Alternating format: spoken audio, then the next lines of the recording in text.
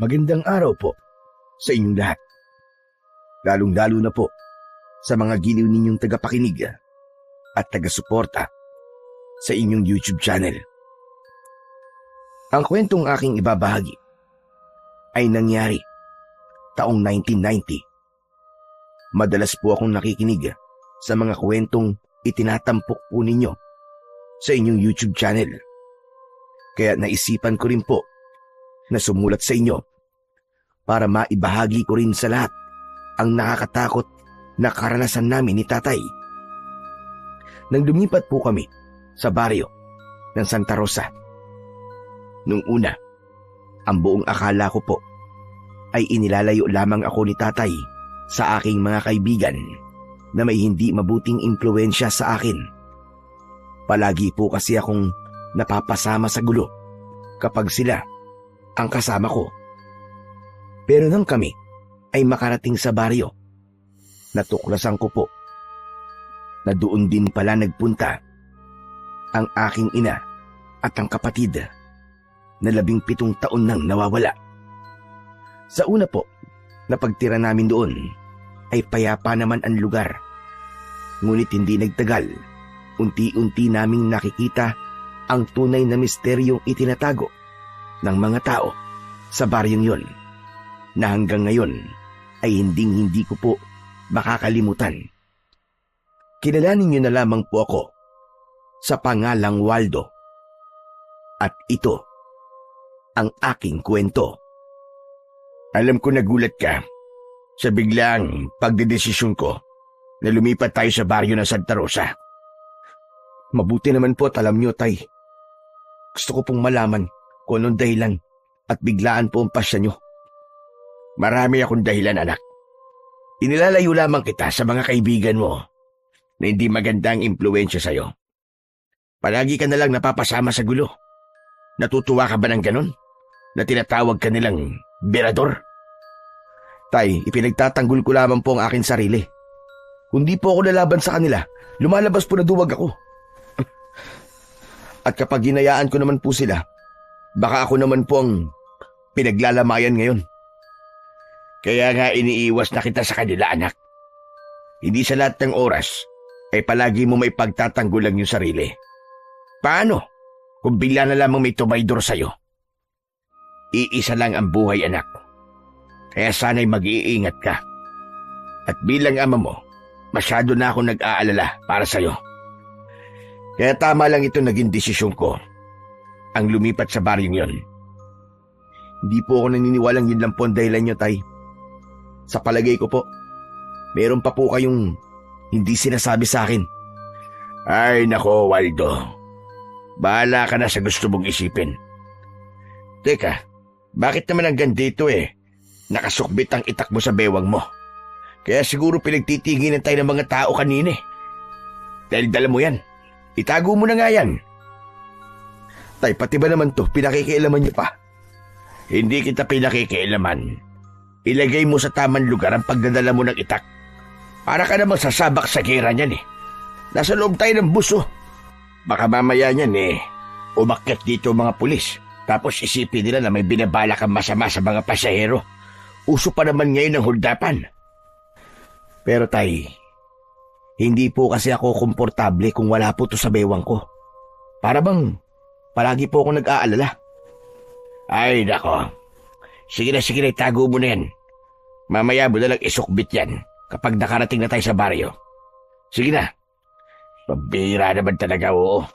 Ako kinakabahan sa ginagawa mo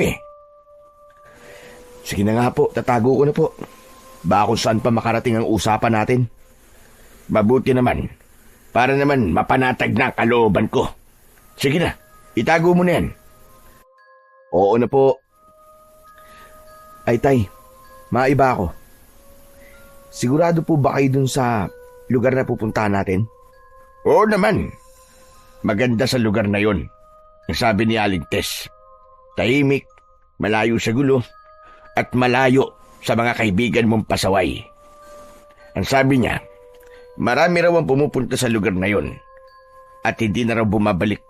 Ibig sabihin daw nun, nagugustuhan nila ang lugar, kaya ayaw na nilang umalis. Ay nako, para sa akin, baka meron din na ibang dahilan kung bakit hindi sila nakakabalik. Tay, mahirap po maniwala sa taong hindi pa naman yata nakakarating ng Santa Rosa. Hindi yun ang iniisip ko, anak. Tiwala ako na magandang lugar na yun at habang tama yun para sa ating dalawa. Ay nako, wala na talaga ako masasabi sa inyo, Tay.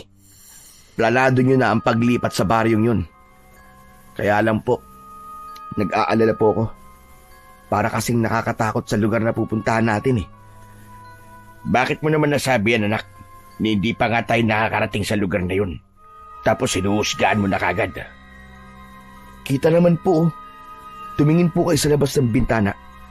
Kanina pa po tayong bumabiyahe, pero hanggang ngayon, wala pa rin tayong nakikitang bahay sa gilid ng kalsada. Kahit tao man lang sana na naglalakad. Maliban sa malawak na talahiban at palayan, wala nang ibang magandang tanawin sa lugar na to. Sus, ikaw lang ang gumagawa ng dahilan para takutin ang sarili mo. Hindi na ako nagulat na ganyan ang itsura ng lugar na pupuntahan natin. Dahil dati akong laking probinsya, anak. Ganito talaga ang itsura, lalo na at liblib ang baryo ng Santa Rosa. Kaya huwag ka na mag-isip ng kung ano-ano. Tinatakot mo sarili mo eh. Pero tayo hindi ko kayang gawin yun, ang hindi mag-isip. Tignan niyo naman po ang itsura ng mga pasahero sa unahan ng upuan natin. Ayun ho, yung matandang lalaki na may katabing buntis. Kanina ko pa po napapansin na panay po ang linga sa paligid. Ganon din po rito sa tapat ng upuan natin. Napapansin niyo po ba ang dalawang lalaki na panay ang tayo at tingin sa unahan ng sasakyan? Halata naman sa kanila na nag-aalala rin sila sa lugar na pupuntahan natin. Kung nag-aalala sila, bakit hindi pa sila bumaba at wag nang tumuloy? Ay nako, basta alam ko, tumigil ka na sa kapapansin mo sa mga kasama nating pasahero. Pati ako kinakabahan sa mga pinagsasasabi mo eh.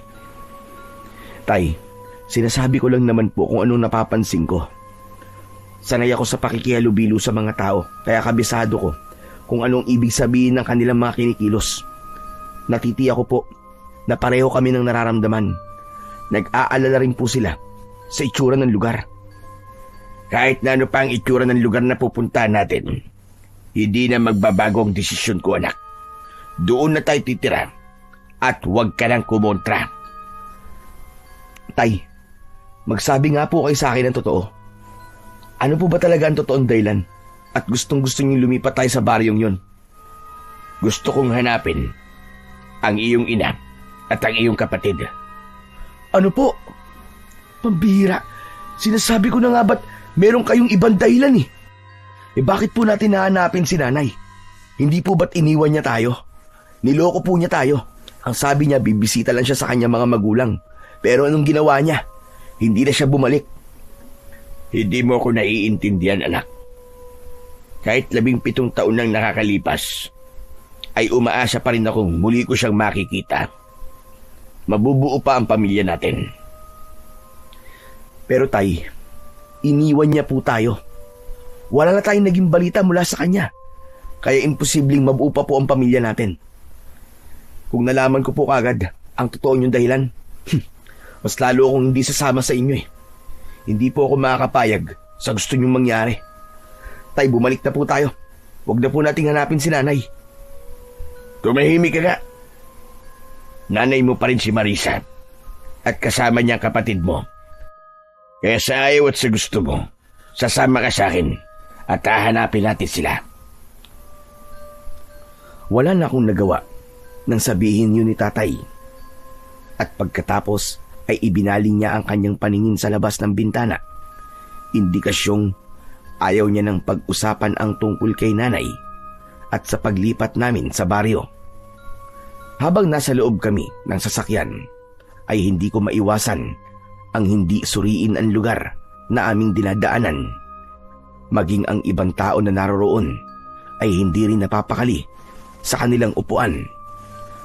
Pagkalipas ng ilang oras na pagbiyahe, sa wakas ay narating namin ang unang tigilan ng sasakyan. Kami ang unang bumaba ng bus. Pag alis ng bus ay natuon sa amin ang atensyon ng mga taong naroroon. Bumundol ang kaba sa aking dibdib nang mapansin ko ang kakaiba nilang pagtitig. Mula ulo hanggang paa ang tingin nila sa amin na para bang sinusuri nila ang aming pagkatao. Maya-maya pa ay napako ang atensyon namin sa isang matandang lalaki na panay ang sulyap sa aming mga dala. Nagtitinda siya ng mais sa gilid ng kalsada. Nagkatinginan kami ni tatay. Saka kami nagdesisyon na lapitan ito para magtanong. Pagkalapit namin sa matanda, ay si tatay na ang nakipag-usap dito. Tatang, mawalang galang na po sa inyo. Pwede po ba magtanong? Ito po ba ang baryo ng Santa Rosa? Tumango ang matandang lalaki bilang tugon sa tanong ni tatay. Saka nagpalinga-linga sa paligid. Pero hindi siya nagsasalita. Tuloy lang siya sa pagpaypay ng inihaw na mais. Kaya naman, inulit ni tatay ang pagtatanong. May alam po ba kayo na paupa ang bahay na maaari po naming matuluyang pansamantala? Kumunot ang noo ng matandang lalaki. Bumakas sa kanyang muka ang pag-aalala at pagtataka. Pero bigla siyang tumayo at itinuro ang direksyon sa makipot at mabatong kalsada na papasok sa kakahuyan. Marami pong salamat, tatang. Sige po, tutuloy na po kami. Halika na, anak. Nilingon ako ni tatay dahil hindi ako kumibo ng mga oras na yun. Gusto kong makita kung bakit parang kakaiba ang mga taong naroroon. Pakiramdam ko hindi na ako humihinga dahil sa labis na pag-aalala. Anak, tara na. Malayo pa na lakarin natin dahil sa tingin ko, itong lugar na to ang pinakabukana lang ng baryo ng Santa Rosa. Kaya naman, inayos ko ang aking dalang backpack. Pagkalayo namin sa mga tao, saka ko naman inilabas ang aking itak. Isinukso ko yun sa aking bewang at itinago sa ilalim ng aking damit. Pagkatapos nun, ay nagsimula na kaming maglakad ni tatay. Habang tinatahak namin ang daan, ay mas lalo akong nakaramdam ng pagkailang. Para bang may mga mata pa rin na nakatingin sa amin kahit wala naman akong nakikitang ibang tao sa lugar na yon. Tay, alam nyo, parang may mali sa baryong to. Hindi po ba kayo nag-aalala? Paano naman ako mag-aalala? Wala naman tayong ginagawang masama. Hindi tayong ibig ko pong sabihin. Ang lugar na to, tay. Para bang may mali. Tignan niyo po ang gilid ng kalsada. Malalalim ang bangin. Wala akong makitang mga bahay na nakatayo at masyado pong tahimik. Hindi po ba't parang nakapagtataka? Walang nakapagtataka sa ganun, anak. At isa pa, ito nga ang gusto ko eh. Malayo sa kaguluhan, tahimik ang paligid, at kahit papano, mapapanatag na ang loob ko na mailalayo na kita sa mga kaibigan mo. Pero tay, hindi po ako mapapanatag sa lugar na to. Huwag ka na nga mag-isip ng kung ano-ano, anak. Wala ka na rin naman magagawa eh. Nandito na tayo. Bilisan mo na lang ang paglalakad para makahanap na tayo ng bahay. Sa palagay niyo po ba, tay? Tama po ang daan na to. Nagsasabi po kaya ng tamang direksyon ng matandang lalaki kanina? Oo naman. Kaya nga sa matandang lalaki ako nagtanong eh, para hindi tayo lokohin sa direksyong ituturo niya sa atin. Nakaayan na oh. May nakasulat sa arko. Ito na nga ang baryo ng Santa Rosa. Dahil nakita ko rin ang nakasulat sa arko, hindi na ako nagtanong. Ipinagpatuloy na lamang namin ang paglalakad papasok sa lugar na yon. At sa loob nun, tumambad sa aming paningin ang mga bahay na gawa sa kugon at kawayan. Malalayo ang distansya ng mga bahay sa bawat isa. At ang mga tao, abala sila sa kanilang mga gawain.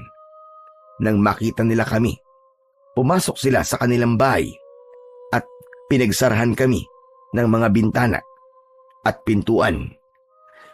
Hala, tay! Bakit po sila nagtatago?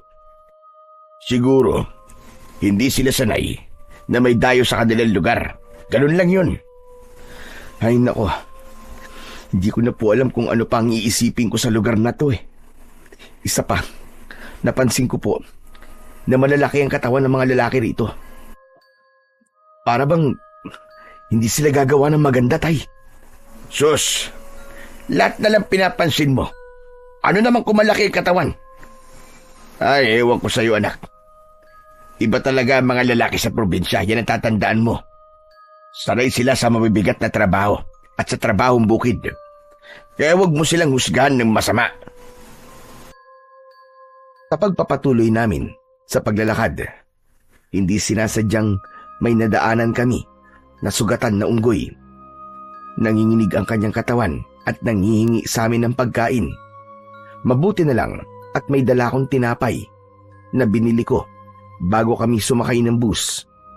Yun ang ibinigay ko sa unggoy na agad naman na umalis sa aming harapan. Sinundan namin ang unggoy, ngunit nawala siya sa madilim na bahagi ng kakahuyan. Kawawa naman po ang unggoy na yun, tay. Parang dadalhin pa niya sa kanyang pamilya ang pagkain na ibinigay ko sa kanya. Tama ka, anak. Siguradong may pamilya siyang hahatiran ng pagkain. Mabuti na lang at may dala kang tinapay. Anak, tama yan ha. Panatilihin mo maging mabuting tao sa mga hayop. Dahil baka dumating ang araw, sila pa pala ang magliligtas sa'yo kapag nalagay ka sa kapahamakan. Hindi po ba't yun naman po talaga ang kinagistang kong paalala mula sa inyo, tay? Ang maging mabuti sa mga hayop. Teka, tay, tignan niyo po. Ayun o, sa gawing yun. Sinundan ang tingin ni tatay ang direksyong itinuturo ko.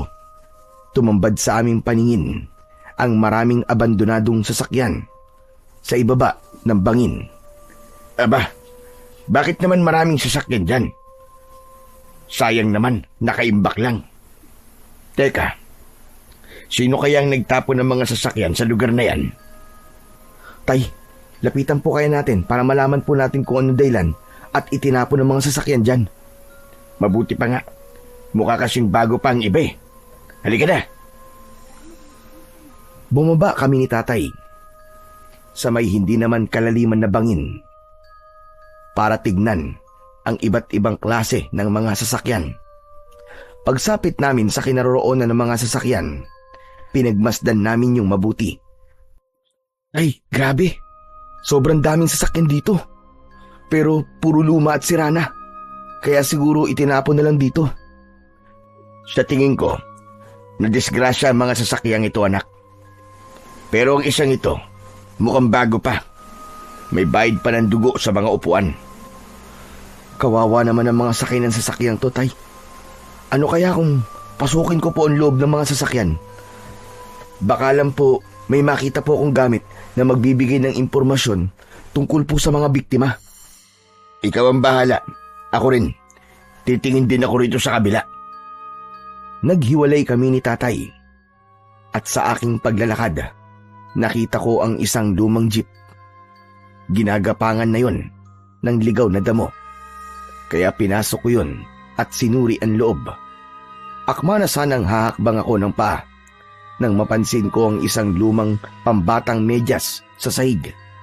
Kinuha ko yun at pinagmasdan dahil may burda yun na letrang A at isinilid ko yun sa aking bulsa. Bukod sa medyas ay wala na akong ibang nakita, kaya naisipan ko na rin na bumaba ng sasakyan. Maya-maya pa ay narinig ko ang boses ni tatay mula sa itaas. Anak, tara na. Wala lamang kakaiba sa lugar na yan, maliban sa mga sasakyan. Kaya umalis na tayo. Baka abutan pa tayo ng dilim sa daan eh. Mahirap na.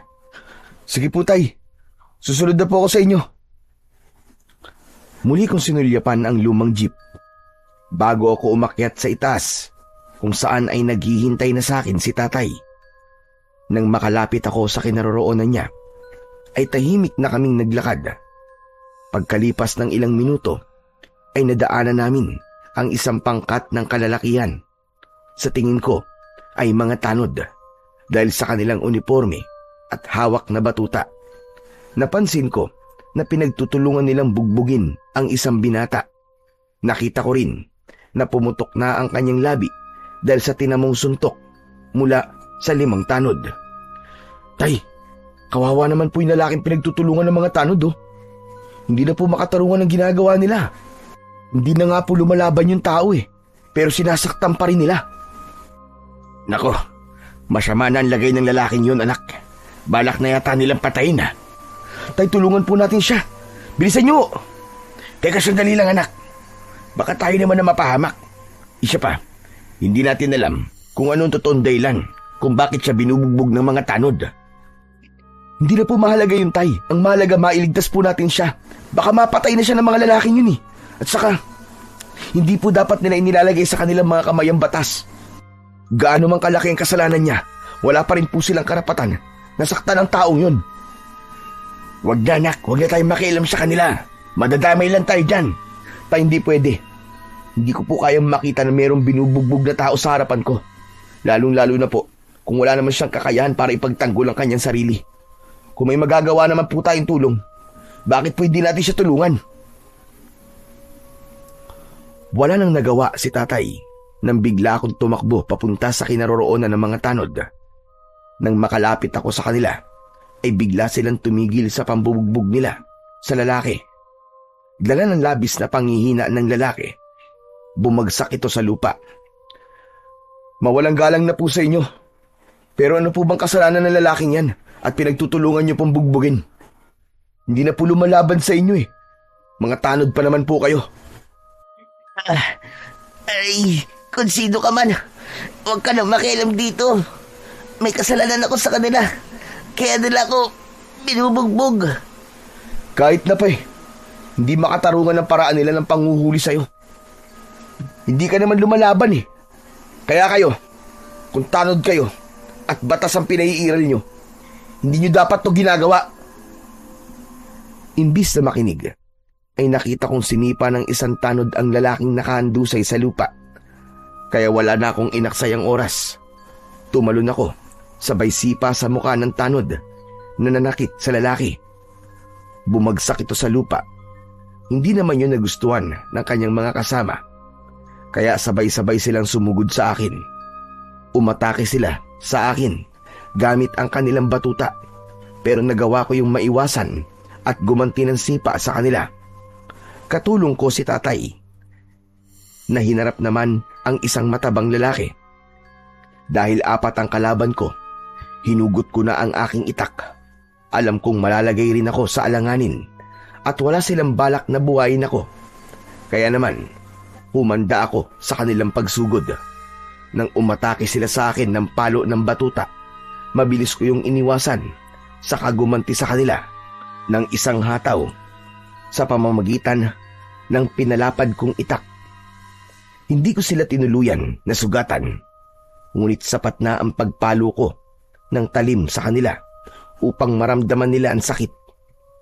Bumagsak sila sa lupa at nawalan ng malay. Saka ko nilapitan ang lalaki na dahan-dahang tumayo. Ayos ka lang ba? Maraming salamat sa pagtulong niyo sa akin. Nakita ko na hindi ito makatayo ng tuwid. Pinunasan niya rin ng kamay niya ang umagos na dugo mula sa kanyang pumutok na labi. Pagkatapos ay pinagmasdang kaming dalawa ni tatay. Akala ko katapusan ko na. Mabuti na lang at napabagsak niyo sila. Nakahanap din sila ng katapat. Ay, siya nga pala. Ako nga pala si Estong. Ako naman si Waldo. At siya naman ang tatay ko, si Mang Ronald. Ganun ba? Maraming salamat ulit sa inyong mag-ama. Utang ko sa inyo ang aking buhay. Teka, mukhang bago lang kayo rito Dayo lang ba kayo rito? Oo, Estong. Pero balak na naming tumira dito. Saan nyo mabalak pumunta ngayon? Ang totoo niyan, Estong hindi pa namin alam kung saan talaga kami pupunta. Ang balak sana namin ni tatay maghanap ng bahay na mauupahan na pansamantala naming matutuluyan habang wala pa kaming nahahanap na lupa na pagtitirikan ng aming tahanan. Baka naman matulungan mo kami, Estong. Hindi namin kabisado ang lugar na to, kaya nahihirapan kami. Teka, bakit naman po sa dinami-dami ng baryo na lilipatan nyo, dito pa sa Santa Rosa, ang naisip nyo? Bakit, Estong? May problema ba sa baryong to? Basta, magulo ang lugar na to. At hindi kayo ligtas sa lugar na to. Hindi kayo dapat dito nagpunta. Hindi ko naiintindihan kung anong ibig mo sabihin, Estong. Pero nandito na kami. Kailangan na namin tumuloy. Ang mabuti pa kaya tulungan mo na lang kami maghanap ng bahay. Kayo po ang bahala, Mang Ronald. Basta, hindi po ako nagkulang ng pagpapaalala sa inyo ha. Pero dahil iniligtas niyo po ako, sasamahan ko po kayo. Sa totoo lang, Estong. Kaya kami nandito, dahil may hinahanap kami mga tao. Pero hindi na muna yun ang mahalaga. Kailangan na muna namin ng matutuluyan ng aking anak. Sige po, total naman po mahalaga ang sadya nyo sa lugar na to. Sasamahan ko po kayo. Tara na po, sumama po kayo sa akin. Iatid ko po kayo sa bahay ni Mang Badong. Po may-ari ng bahay na uupahan at siya rin po ang sekretaryo ng barangay. Sa kanya rin po kayo magpapalista ng pangalan nyo para sa ID kung dito nyo na po balak na tumira. Teka. Bakit kailangan pa naming kumuha ng ID? Yun po kasi ang patakaran sa baryong to. Para na rin po sa kaligtasan nyo. Hindi ko pinansin ang sinabing yun ni Estong. Sumama na kami sa kanya. Ipinagpatuloy namin ang paglalakad. Pagkalipas ng ilang minuto, narating namin ang lugar na sinasabi ni Estong. Merong 5 bahay na nakatayo sa gilid ng kalsada. Itinuro ni Estong ang isang malaking bahay sa gitna. Gawa yun sa kawayan at anahaw. Yan po ang bahay na paupahan po ni Mang Badong. Yan na lamang po ang bakante. Sa tingin ko po, pwede na po yan sa inyong mag-ama. Maraming salamat sa iyo, Estong. Sige na po, pumasok na po kayo sa loob. Nang makita niyo po si Mang Badong, palagi po kasi niyang nililinisan ang bahay na yan Maraming salamat sa iyo, Estong ha. Wala nga naman yun. Ay siya, sige po. Kailangan ko na pong umuwi para magamot ko na po yung sugat ko. Sigurado ka ba na kaya mong umuwi ng mag-isa? Opo, Mang Ronald. Mag-iingat na lang po kayo ni Waldo. Pasensya na rin po kung pati po kayo nadamay po sa problema ko. Sige po, tutuloy na po ako.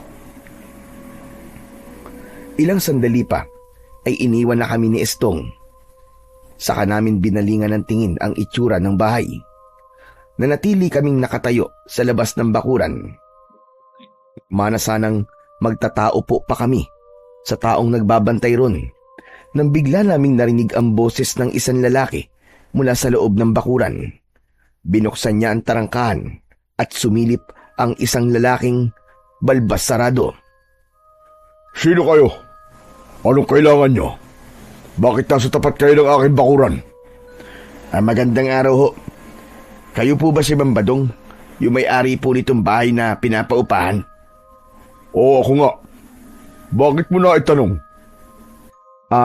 Dito po kasi kami itinuro ni Estong. Si Estong? Opo, siya nga po. Teka. Bakit nga ba kayo dinala rito ni Estong? Kailangan kasi namin ng anak ko ng bahay na matutuluyan. Balak kasi namin na dito tumira sa baryo nyo. Kapag nakahanap na kami ng bahay na permanente naming matitiran, lilipat kagad kami. Wala namang masama kahit tumagal pa kayo sa bahay ko. Mahalaga naman ang bayad. Mabuti naman ang baryo namin na napili niyong lipatan. Maganda sa lugar namin. Tahimik at malayo sa gulo. Isa pa, matagal nang bakante ang bahay na to. Kaya kahit hindi kayo nagmamadali sa paghanap ng inyong matitiran, ayos lang. Mabuti naman pala kung ganun. Halina kayo sa loob, pumasok na kayo. Naku pagpapasensyaan nyo na kung hindi kagandahan ng bahay ko. Pero sigurado, na magiging komportable naman ang pagtira nyo rito. Maiba nga pala ako ng usapan. Napansin ko na para bang hindi kayo pamilyar sa akin. Mukhang dayo lamang kayo sa lugar namin at nanggaling pa kayo sa malayong lugar. Tama ka, Badong. Gusto ko kasing tumira sa baryo na tahimik at malayo sa gulo. Nako, ang Santa Rosa ang sagot sa lugar na gusto mo. Pero bago yon, kailangan niyo muna magparehistro sa akin sa barangay at kumuha ng ID para naman masabing opisyal na kayong residente ng aming baryo. Teka, sino nga ba kayo ulit? Ronald na lang ang itawag mo sa akin at siya naman ang aking anak na si Waldo.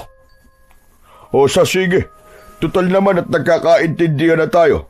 Ayos na ba sa inyo ang itsura ng bahay? Oo, Badong. Maganda naman ang lugar. Kung ganun, bukas mo na lang ako bayaran sa upa ng bahay. Kailangan ko pa kasing umalis Pumunta na lang kayo sa barangay hall para sa ID at dun mo na lang din isabay ang bayad O bueno, bago ako umalis, ay ililibot ko muna kayo sa kabuuan ng bahay. Tumangulang ang aking ama sa sinabing yun ni Mang Badong. Nauna siyang naglakad sa amin. Kasunod kami. Sa pagpasok namin sa loob ng bakuran, bumungad sa amin ang maraming halaman na namumulaklak sa paligid. Ganon din ang matataas na puno na nakadagdag sa ganda ng itsura ng bahay.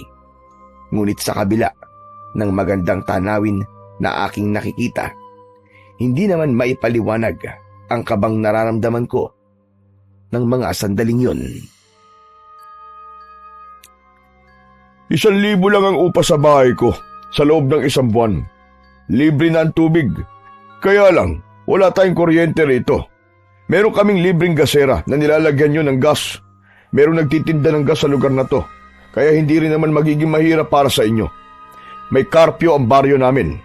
Pagpatak ng 10:00 ng gabi, kailangan na nasa loob na kayo ng pamamahay nyo.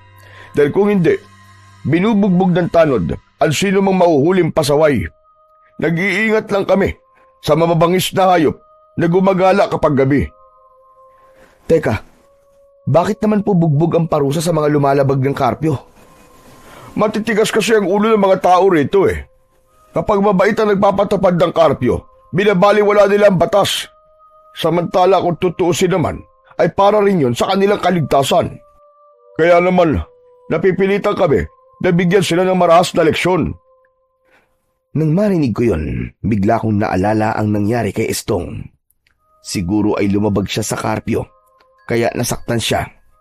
Nagkatingin ang kami ni tatay at bumakas sa kanyang muka ang pag-aalala. Siya nga pala. May mga kapitbahay kayo rito. Huwag nyo na lamang silang papansinin kung ano makikita nyo sa kanila. Para iwas away. Sige, Badong. Gagawin namin ang mga sinabi mo. Maraming salamat. Kung ayos na sa inyo ang mga napag-usapan natin, maaari na kayong pumasok sa loob ng bahay at ibaba ang inyong mga gamit para naman makapagpahinga na kayo ng maayos. Basta kapag may problema kayo, huwag kayong mahiyang magsabi sa akin Malapit sa barangay hall ang bahay ko at hindi naman yun malayo rito. Basta mga biniling ko, iwasan yung lumabas ng bahay lalo na kung gabi na. Abay nagkalat kasi ang mababangis na unggoy sa paligid. Marami pong salamat, Mang Badong. Mag-iingat po kayo. Tumango si Mang Badong bilang tugon sa sinabi ko. Subalit, palihim siyang napasulyap sa aking mga dalang gamit.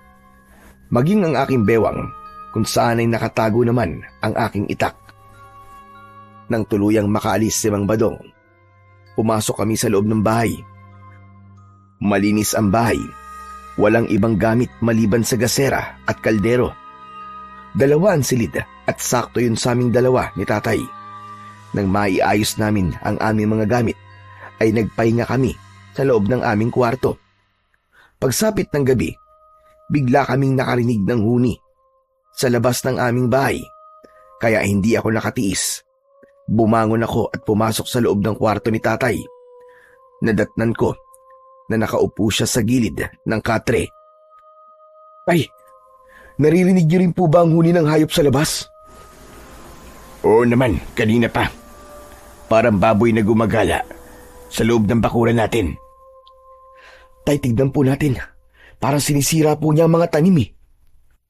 Lumabas kami ng bahay para tignan kung baboy nga ba ang aming naririnig. Nanlaki ang aming mga mata nang tumambad sa aming paningin ang halos kasing laki ng tao na baboy ramo. Mataba yun at abala sa pagdudukal ng lupa gamit ang ungos. Panay din ang kanyang huni at napapansin ko, para bang ordinaryong eksena lang yun sa mga taong nakatira sa lugar na yon, dahil nakita ko silang pinapanood ang ginagawa ng baboy ramo. Pero agad din silang pumasok sa loob ng kanilang bahay. Mukhang sanay na ang mga tao sa baboy ramo na yan, ha? Wala naman po nabanggit si Mang Badong tungkol po sa baboy ramo, Tay. Wala namang kakaiba sa hayop na yan, anak. Kaya siguro, hindi niya na binanggit. Baka mamaya lang umalis na rin yan dyan. Kung sa bagay naman po, mukhang mabait naman po ang baboy ramo at sanay sa mga tao. Hala, sige na, pumasok na tayo sa loob ng bahay at matulog. Gusto ko na magpahinga. Pumasok kami sa loob ng bahay at hinayaan ng baboy ramo sa labas. Nagtungo kami sa aming mga kwarto. Pagkatapos ay nahiga at agad din na nakatulog. Kinabukasan ay maagang nagising si tatay. Ginising niya ako dahil kailangan naming kumuha ng ID sa barangay. Mabilis naman akong bumangon sa katre, naligo at nagpalit na rin ng damit. Nilakad lang namin ang kalsada papunta sa kinaroroonan ng barangay hall. Habang tinatahak namin ang daan, ay natanaw namin sa unahan ang mga taong nagkakagulo sa nakatigil na sasakyan. Napakunot ang aking noo dahil pamilyar sa akin ang bus. Nagmamadali kaming lumapit ni tatay at tumambad sa aming paningin ang maraming patay. Tay, hindi po ba't ito yung sinakyan nating bus kahapon? Hala, Diyos ko po. Ito nga yun, anak. Abay, ano kaya nangyari sa kanila? Mabagin langit. Lahat sila ay pinatay. Tay, brutal po silang pinatay. Sobra naman po sinapit nila. Tama ka, anak. Wakwak ang kanilang tiyan at nawawalang kanilang mga mata at putol pa ang kanilang mga kamay. Parang nilapa ng mabangis na hayop. Bigla akong kinalibutan, anak, ha. Muntik na tayo ron. Tama po kayo, Tay. Mabuti na lang at nauna tayong bumaba sa kanila. Kung nagkataon, kasama po tayo sa mga bangkay na yan. Pero ang tanong, sino kaya ang pumatay sa kanila? Sinasabi ko na nga ba't kakaibang lugar na to, Tay? Dahil sa mga nangyari, mas lalo po akong hindi mapalagay ngayon. Parang ang hirap paniwalaan ng mga nangyari sa kanila, anak. Baka sa kanilang mukha ang takot. Sa dila lang na pumatay sa kanila. Para silang nakakita ng isang mabangis na halimaw. Hindi halimaw ang pumatay sa mga yan. Isang mabangis na unggoy ang pumatay sa kanila. Palagi siyang gumagala sa gabi. Napatingin kami sa pinagmumulan ng boses. Nakita namin na nakatayo si Mang Badong sa aming likuran. Nakatingin din siya sa mga patay na tao na isa-isang ibinababa sa sasakyan. Mang Badong, paano po nangyari to? Sila po kasi yung mga nakasama namin sa biyahe kahapon. Ah, sila ba? Naku, maswerte kayo. Nakaligtas kayo sa tiyak na kamatayan. Teka, akala ko ba sabi mo kahapon tahimik ang baryo nyo? Bakit may ganito? Yan nga ang isa sa mga dahilan ng kinatatakutan namin. Masasabi ko magandang ang aming baryo, pero palagi naman kaming ginagambala ng misteryosong pangyayari na kagaya ngayon. Ang ibig mong sabihin hindi lang ngayon nangyari to? Tama ka. Matagal lang sakit ng ulo namin lahat ang nangyayaring ito sa mga bus na pumapasok sa baryo namin. Kung meron kayo napansin at tambakan ng mga sasakyan sa gilid ng bangin, ay ganito rin ang nangyari sa mga sakay noon. Ano po bang klaseng unggoy ang sinasabi niyong pumatay sa kanila? Bakit hanggang ngayon po wala pa rin ginagawa ang kawani ng gobyerno ukol rito? Dahil hanggang ngayon ay wala pa rin naglalakas ng loob na hanapin ang unggoy na pumapatay. Teka, Badong, paano naman kayo nakakasigurong unggoy nga ang pumatay sa mga yan? Yun ang balita. At sabi, ginutom raw ang unggoy ng kanyang amo. Kaya naghanap ng pagkain. Nang makatikim siya ng karne ng tao, hinahanap-hanap na niya ito at patuloy siyang umaatake sa mga tao. Ang ipinagtataka lang namin, ang inaatake lang niya ay ang mga taong nasa loob ng sasakyan. Lalo na kapag dayo lang dito. Lahat ng mga sasakyan pumapasok sa baryo namin. Yun ang kanyang pinupuntirya. Ano po ang aksyon ni Kapitan? Ayun, kagaya ng ginagawa ng ibang kapitan, nagpapatupad ng karpyo. Kaya lang, nangyayari pa rin ito dahil sa mga sasakyan pumapasok sa lugar na ito. Mabuti na lang talaga at nakababa kayo bago sila inatake ng unggoy. Nakakatakot po pala ang lugar nyo. Hindi naman. Sanay na kami. Isa pa, hindi ka dapat matakot sa mga ganong klaseng nilalang. Sa tingin ko naman kaya mo ring ipagtanggol ang sarili mo. Teka, saan ba kayo pupuntang mag-ama? Hindi po ba't nabanggit nyo na kailangan po namin kumuha ng ID? Ibibigay din po ni tatay sa inyo ang bayad sa upa. Ganun ba? Sige. Ang mabuti pa sumabay na kayo sa akin. Sumama kami ni tatay kay Mambadong papunta sa barangay hall. Pagkarating namin doon ay napansin ko ang 5 tanod na nakalaban namin kahapon. Masama ang kanilang tingin at baka sa kanilang muka ang mga pasa. Pinakiramdaman namin kung uungkatin nila ang nangyari, ngunit umalis sila at hindi kami pinakialaman. Maya-maya pa ay iniabot ni tatay ang bayad kay Mambadong, kasabay ng pagproseso ng aming ID. Pagkatapos ay lumabas kami ng barangay hall at tahimik na umuwi sa aming bahay. Pagsapit ng gabi ay hindi ako dalawin ng antok. Gumugulo pa rin sa aking isip ang trahedyang nakita ko kanina. Kaya naman, pumunta ako sa kwarto ni tatay. Nadatnan ko siya na naghahasa ng kanyang itak. Bigla siyang tumigil nang lumapit ako at nagtataka na napatingin sa akin. Tay, bakit hindi pa po kayo natutulog? Gumugulo kasi sa isip ko ang nangyari sa mga kasama natin sa bus. Paano kung ganun din ang nangyari kay Marisa at sa iyong kapatid? Paano kung yun ang dahilan kung bakit hindi na sila nakabalik sa atin? Bumundol ang kaba sa aking dibdib nang marinig ko ang sinabing yun ni tatay. Pagkatapos tumayo siya at lumapit sa akin. Bumakas ang pag-aalala sa kanyang muka. Anak, ano sa palagay mo ang totoong nangyari sa mga kasama natin? Hindi po ako sigurado, tay. Hindi po ako naniniwalang unggoy po ang pumatay sa kanila. Ano po kaya kung ngayong gabi magmatsyag po tayo sa paligid, katulad po ng ginagawa natin doon sa baryo natin? Sigurado ka ba sa plano mo, anak? Opo, tay. Ito lang po naiisip kong paraan para malaman natin kung ano ang katotohanan. Kahit hindi ko po kilala mga kasama natin sa sasakyan, nalulungkot pa rin po ako sa mga nangyari sa kanila. Gusto ko pong malaman kung ano po talaga ang totoong sinapit nila. Bibigyan ko po sila ng hustisya. Pero anak, hindi na natin problema yun. Baka mamaya tayo naman ang mapahamak sa gagawin natin. Pero tay, hindi rin naman po ako matatahimik kung mananatili tayong buhay at ang mga kasama natin ay pinatay lahat. Paano naman po yung mga pamilya nila na nag-aalala sa kanila? Isa pa, tay, paano po kung ganun din nga nangyari kay nanay at sa kapatid ko? Parang gusto ko po magsisi sa mga sinabi ko kahapon tungkol kay nanay. Bigla po ako natakot, tay. Paano po kung kasama sila sa mga naging biktima ng mabangista nila lang na yun? Diyos ko, sana naman ay hindi, anak. Sana ay hindi sila napahamak. Para akong binuhusan ng malamig na tubig sa labis na pag-aalala para sa aking ina at kapatid. Nang mga sandaling yon ay para bang bigla kong nawalan ng pag-asa na buhay pa sila.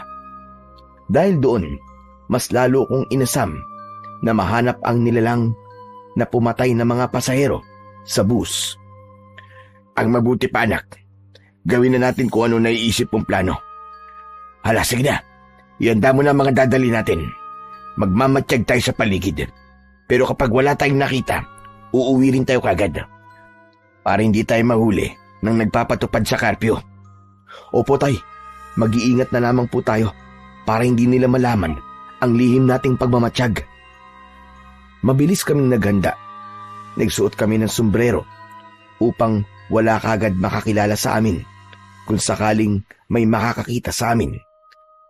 Isinukbit din namin ang aming itak sa bewang. Hindi kami nagdala ng gasera dahil maliwanag naman ang sikat ng buwan. Maingat kaming lumabas ng bahay at tinaak ang kalsada papunta sa kinaroroonan ng sasakyan. Pagdating namin doon, wala ng tao.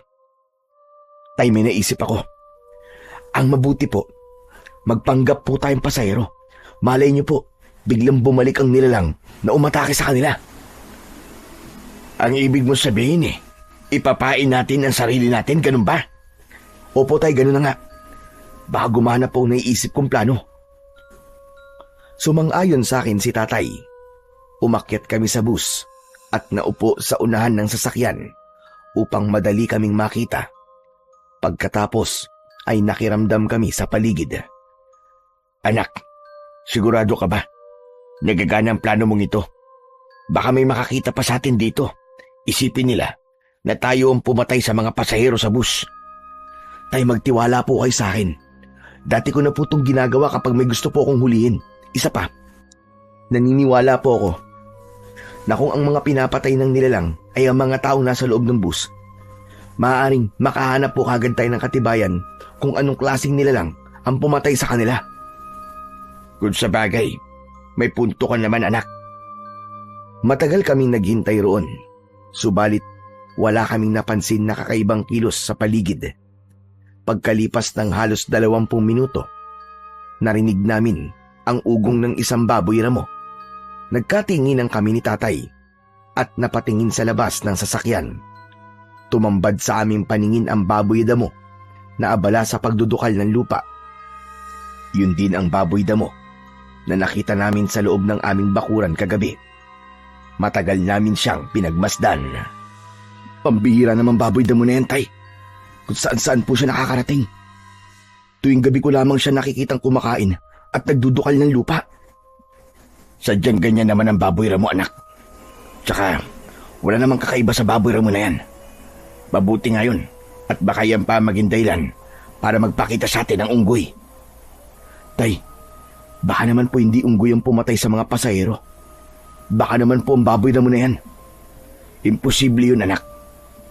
Wala namang balita na pumapatay ng tao ang mga baboy ramo. Kung unggoy, pwede pa.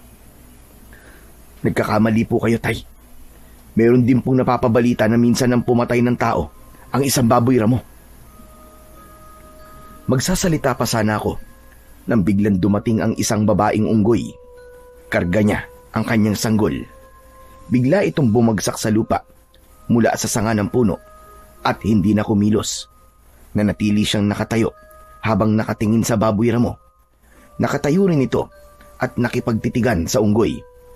Mabilis ang tibok ng puso ko dahil ang buong akala ko aatakihin ng unggoy ang baboy ramo. Ngunit nagkamali ako. Inatake ng baboy ramo ang unggoy. Akmasa ng lulundag ang unggoy, ngunit naunahan ito ng baboy ramo. Kinagat nito kagad sa tiyan ng unggoy at itinakbo papunta sa madilim na bahagi ng kakahuyan. Tay, sundan po natin ang baboy ramo. Halika, bilisan mo. Kailangan malaman natin kung saan niya dinala ang unggoy.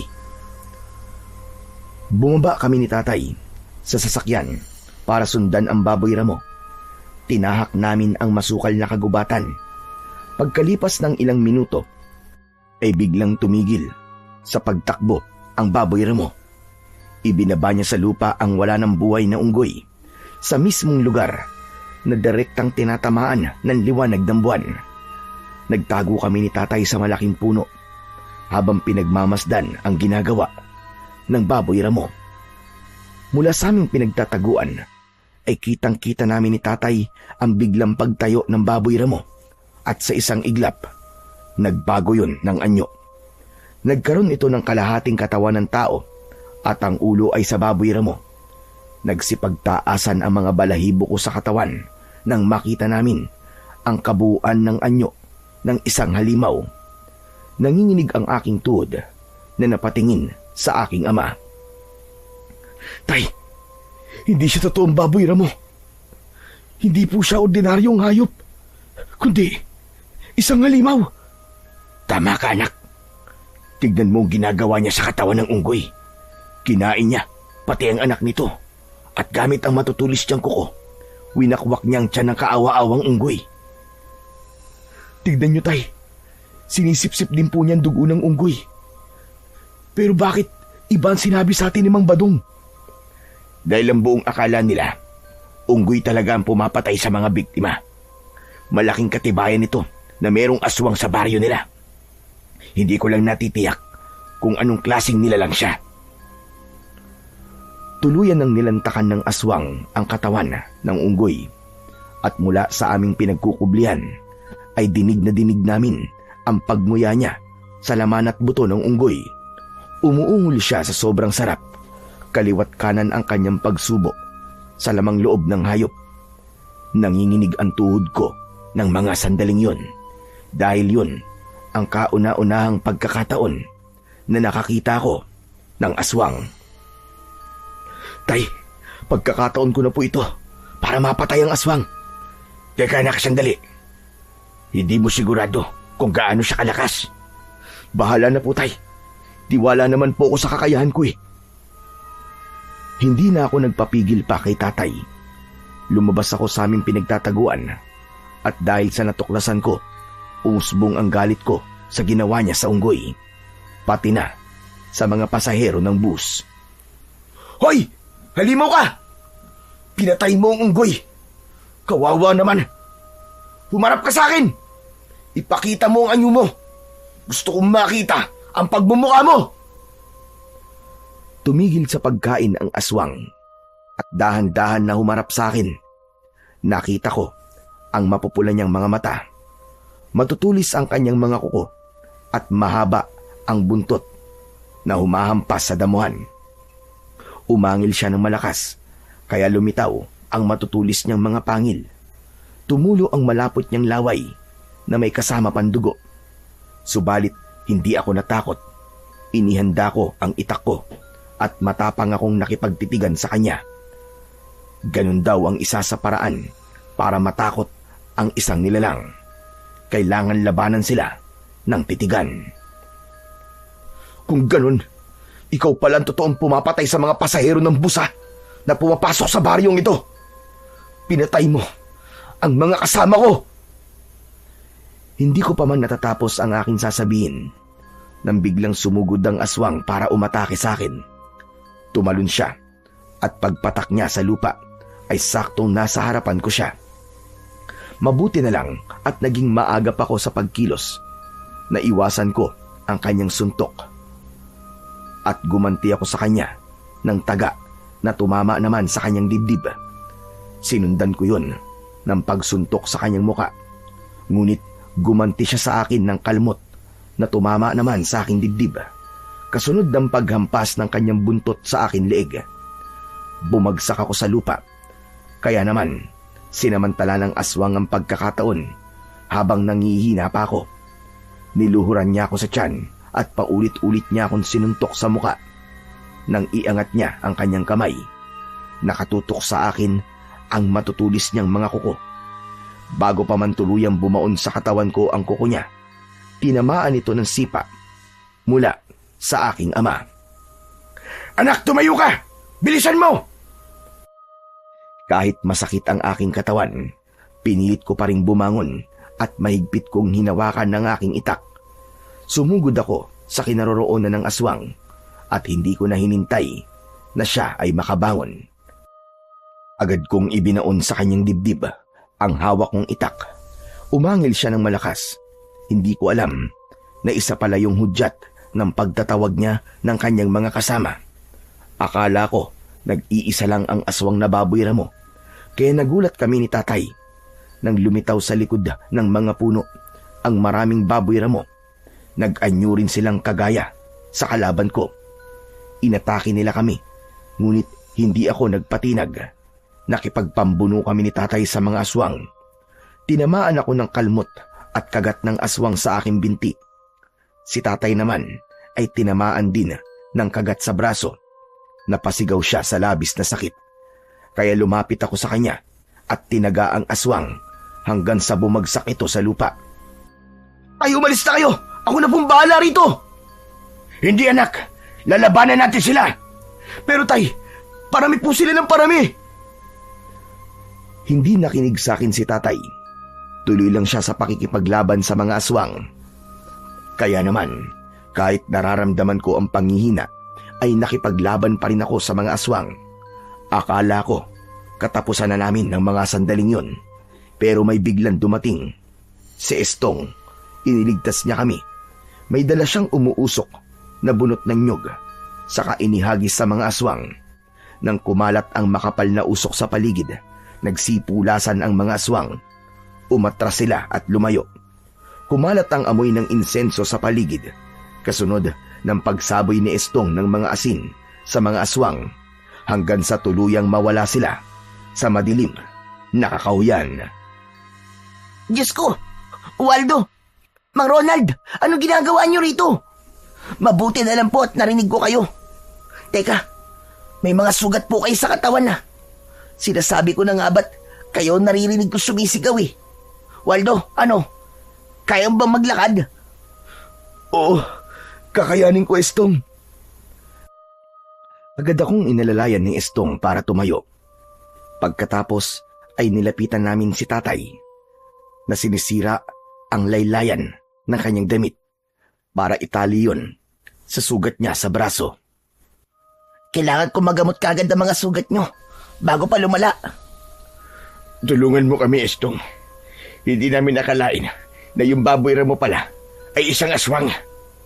Oo, marami nagkalat na aswang sa lugar na to. Kaya bakit kayo nandito? Anong ginagawa nyo sa gitna ng kagubatang ito? Mahabang kwento, Estong. Teka, saan mo ba kami dadalhin? Kay Lolo Tahir po. Matutulungan niya po tayo. Halina po, kailangan na nating umalis dito bago pa mawala ang usok mula sa bunot ng nyog. Agad kaming naglakad palayo sa lugar na yon habang paika-ika ako sa paglalakad. Ramdam na ramdam ko ang sakit mula sa kalmot at kagat ng aswang sa aking katawan. Pagkalipas ng ilang minutong paglalakad, narating namin ang lumang bahay sa gitna ng kakahuyan. Umuusok pa ang kalanon at bukas ang gasera sa loob ng kubo. Teka, kaninong bahay ito, Estong? Ito ang bahay namin ni Lolo Tahir. Manggagamot siya, kaya matutulungan niya tayo. Halina kayo sa loob. Baka masundan tayo ng mga aswang eh. Lo, tulungan niyo po ako. May mga kasama po akong sugatan. Mula sa loob ng bahay ay narinig namin ang yabag ng paa papalapit sa pintuan. Bumukas yun at sumilip ang isang matandang lalaki. Agad itong nagulat nang makita kami. Aba, Diyos ko po, sino mga taong yan? Bakit sila duguan? Saka na po ako magpapaliwanag, Lolo. Kailangan po muna niyong gamutin ang sugat nila. Inatake po sila ng aswang. Hala, sige, pumasok kayo sa loob.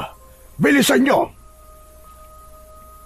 Pagpasok namin sa loob ng bahay, ay agad na isinarado ng matanda ang pintuan at mga bintana.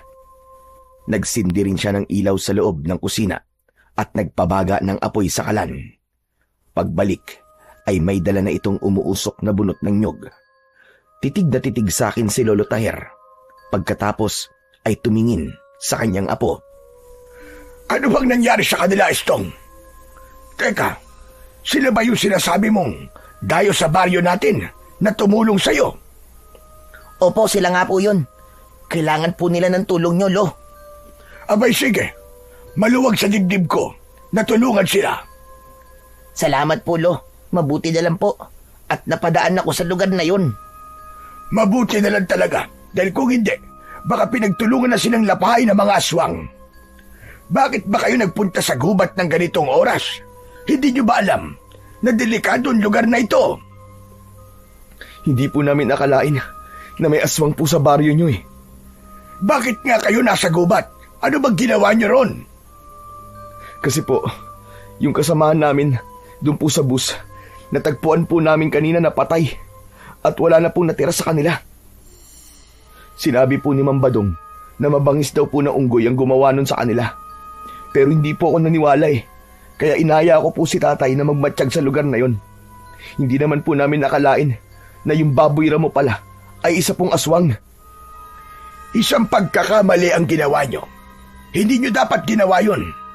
Paano kung nakilala kayo ng mga aswang? Kung nagkataon na nakilala nila kayo, hindi nila kayo tatantanan at susundan nila kayo hanggang sa inyong tirahan. Pero, hindi naman po namin alam na may aswang po sa lugar nyo, Tatay Tahir. Ngayong alam nyo na kung anong klaseng lugar ang baryong ito. Kaya nga nagtataka ko kung bakit dito kayo lumipat sa baryo ng Santa Rosa. Hindi nyo ba alam na kakaibang lugar na ito? Marami ang nawawalang tao sa lugar na ito. Dahil sa oras na makapasok sila sa baryong ito, ay hindi na sila nakakabalik pa. Naikwento na sa akin ni Estong kung sino kayo. Hala, sige na. Hubarin nyo na ang inyong mga damit at kailangan magamot kagad ang mga sugat ninyo. Tutulungan ko po kayo, Lolo Tahir. Ako na po magtatali ng tela sa kanilang sugat para hindi umakyat ang lason. Agad kaming sumunod sa utos ng maglolo. Ganon din si tatay. Mabilis ang kilos ng matanda na para bang sanay na sanay ito sa ganong gawain. Nagdikdik siya ng mga daon at inilagay sa mga sugat namin. Pagkatapos ay pinatakan niya ng langis. Kitang-kita ko na kumulo ang langis sa sugat namin. Lolo Tahir, ano pong nangyayari? Bakit bigla pong kumulo ang langis?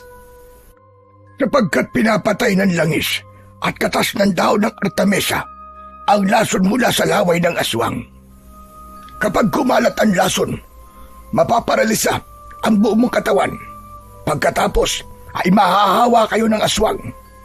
At kaya naman kumukulo ang langis dahil sinisip-sip nito ang lason. Kapag nawala na ang pagkulo, ibig sabihin, wala na ring lason sa sugat nyo at hindi nyo na mararamdaman ang sakit. Ano po bang klaseng aswang ang umatake sa amin, Lolo Tahir? Sila ang mga aswang nawok. Isang nilalang na mukhang baboy ramo. Mabangis silang nilalang dahil ultimo buto ng tao ay hindi nila pinapalampas at agad na kinakain. Paborito nila ang kamay ng tao. Kaya pala karamihan sa mga bangkay ng pasahero ay walang kamay. Bakit po hanggang ngayon ay malaya pa rin silang nakakapambiktima? Dahil mahirap silang kalaban. Mabangis, mabilis kumilos, at malinaw ang mga mata sa gabi.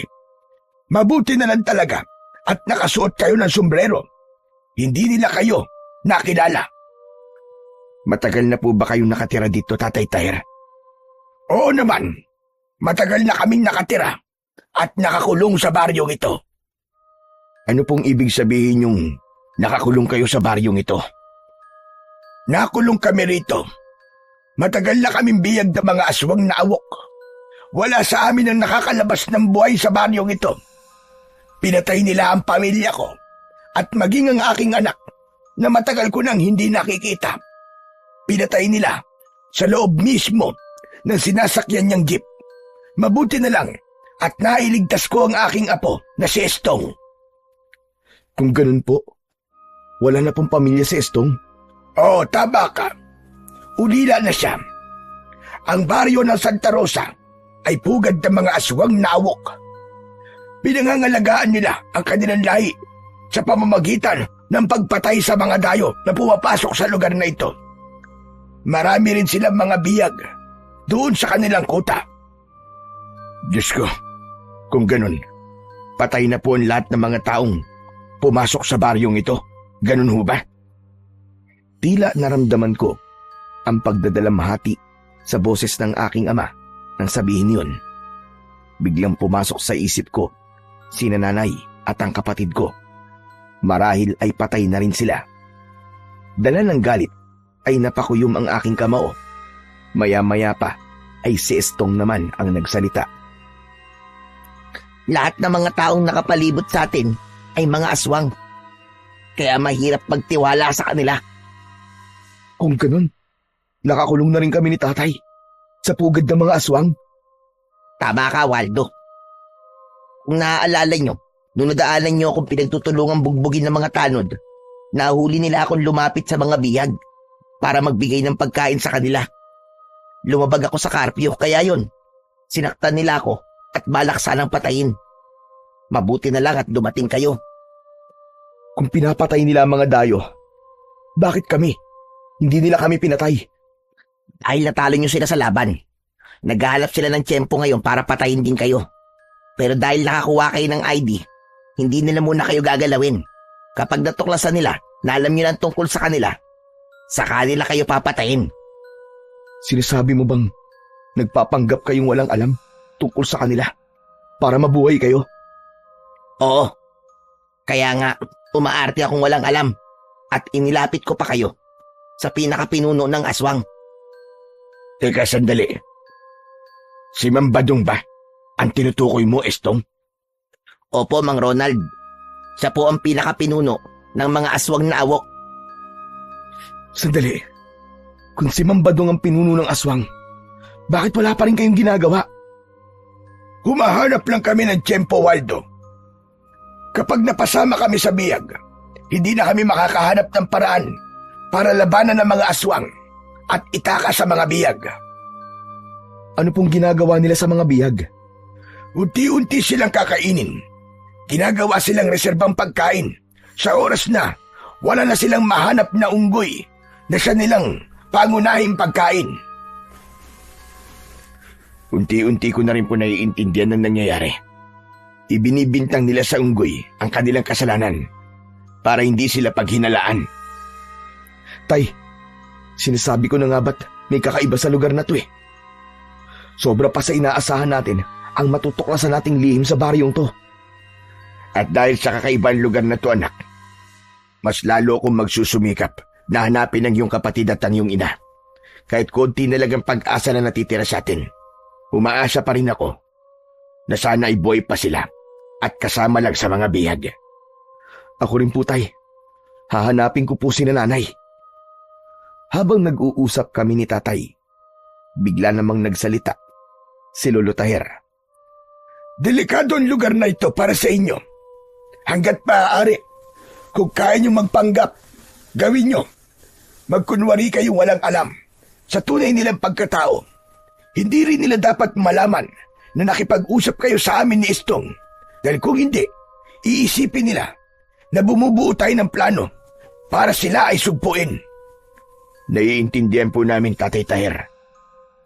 Sige po, Lolo Taher. Gagawin po namin ang sinasabi nyo. At teka, sandali lang po. Hindi niyo po ba sinubukan tumakas man lang? Maraming beses na namin ginawa yun. Kaya lang, bantay sarado ang baryong ito. May mga kuta sa bawat labasan ng baryo. Kaya hanggang ngayon, nag-iisip pa rin ako ng paraan kung paano sila matatalo. Lalo pat ang nag-iisang sandata na makakatalo sa kanila ay binabantayan din ng maraming aswang na awok. Binabantayan na sandata? Ano pong ibig niyo sabihin, Lolo Taher? May sandata na tatalo sa kanila. Paano po yung makukuha? Gusto ko pong tumulong. Ililigtas ko po kayo kasama ang kanilang mga bihag. Nakahanda po akong sumugal para sa sandata. Bibigyan ko rin po ng katarungan ang mga nangyari sa aming mga kasama sa bus. Huwag anak, natatakot ako na baka mapahama ka. Ang kailangan lang na gawin natin ngayon ay tumakas sa lugar na ito at mahanap ang iyong ina. Hindi tayo makikipaglaban sa mga aswang. Walang puwang ang takot sa mga oras na to, tay. Kaduwagan ng pagtakas habang maraming tao ang nagdudusa at nangangailangan ng tulong. Nakahanda po ako sa mangyayari. At kasama sa plano ko, ang bigyan ng hustisya ang mga taong pinatay nila. Kung buo na ang desisyon mo, kailangan mong malaman na hindi magiging madali ang pagkuha sa iniingatang sandata. Kakayanin ko po yun, Lolo Tyre. Sige ho, sabihin niyo sa akin, paano ko po matatagpuan ang kinaroroonan ng sandatang itak? Sa gitna ng kagubatang ito, may isang malaking yungib. Isang kuweba na pinamumugaran ng mga aswang na awok. Kapag araw, doon sila nagtatago at nagpapahinga. Lalo na kapag may sugat sila, doon sila nagpapagaling. Lahat sila ay nagbabantay sa itak. Alam ni Estong ang lugar na yon.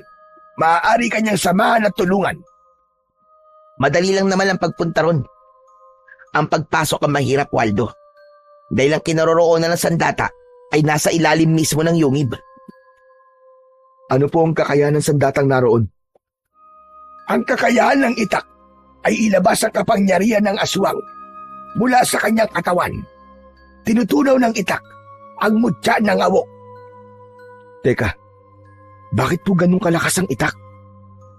Dahil isa yung mahiwagang itak na pinanday sa gitna ng lindol at kidlat. Ang ibig ko sabihin, pinanday ang itak habang kumikidlat at lumilindol. Ang pinakamalalang epekto ng sugat na likha ng tanim ay ang pagkalusaw ng katawan ng mga aswang. Makapangyarihan po pala ang sandatang yun. Kung ganun, kailangan ko po yung makuha. Sana nga, Waldo. Doon nakasalalay ang kaligtasan natin lahat para tuluyan ng maubos ang lahi ng mga aswang na awok sa baryong ito. Magtatagumpay po ako, Lolo Tyre. Sigurado po ako ron. Anak, huwag kang padalos-dalos ng desisyon. Kailangan pag-isipang mabuti ang pagpunta ron. Nakahanda rin po akong tumulong sa anak niyo, Mang Ronald. Panahon na po para kumilos. Kailangan na po nating itakas sa mga biyag bago pa sila maubos. Kung handa na kayo, makinig kayong mabuti sa akin. Kailangan niyong magdala ng ilang pangontra at sandata na panlaban sa kanila. Ikaw, Estong, magdala ka ng bunot ng nyog na merong insenso at kamangyan. Saka niyo sindihan sa loob ng kuweba para manghina sila at mabawasan ang kanilang puwersa. Maganda po naisip niyo, Lolo Tyre. Dahil napansin ko nga po, natakot po sila sa usok. Tama ka, dahil hindi sila nakakahinga kapag nakakalanghap sila ng usok mula sa bunot ng nyog. Lalo na kapag merong insenso at kamangyan. At pagpasok sa kuweba, ay itaon nyo na natutulog sila. Pagkatapos ipaliwanag ni Lolo Tyre ang mga dapat naming gawin, tinahak namin ang daan papunta sa gitna ng kagubatan. Dala ang aming mga sandata. Pagkalipas ng 1 oras na paglalakad, ay narating namin ang bukana ng yungib. Maliwanag ang loob doon dahil sa mga sulo. Nagkatinginan kami ni Estong. Waldo, sigurado ka na ba talaga na papasukin mo ang yungib na yan? Oo, Estong. Kung kinakailangan isugal ko ang aking buhay, gagawin ko. Ngayon, tatanungin din kita. Handa ka na ba? Oo, handa na rin ako, Waldo. Tara na, ito na ang tamang pagkakataon natin. Maingat kaming pumasok sa loob ng yungib. Nakita namin na natutulog ang mga aswang. Dahan-dahan kami sa pagakbang. Ang mga nakahigang aswang ay maingat naming nilampasan habang pigil ang hininga. Bigla akong tumigil sa paglalakad nang maramdaman ko ang paghawak ng aswang sa aking paa. Habang nakapikit ito, maingat ko yung inalis, saka mabilis na humakbang. Pagdating namin sa dulo, nakita ko ang isang kakaibang uri ng itak. Nasa pagitan nito ng 2 malaking bato. Sige, Waldo, lapitan mo na. Daan-daan ka lang. Nilapitan ko ang itak. Hinawakan ko ang puluhan para sana ay bunutin. Ngunit muntik ako mapasigaw dahil napaso ako sa init ng hawakan. Mabuti na lang at maagap na natakluban ng palad ni Estong ang aking bibig.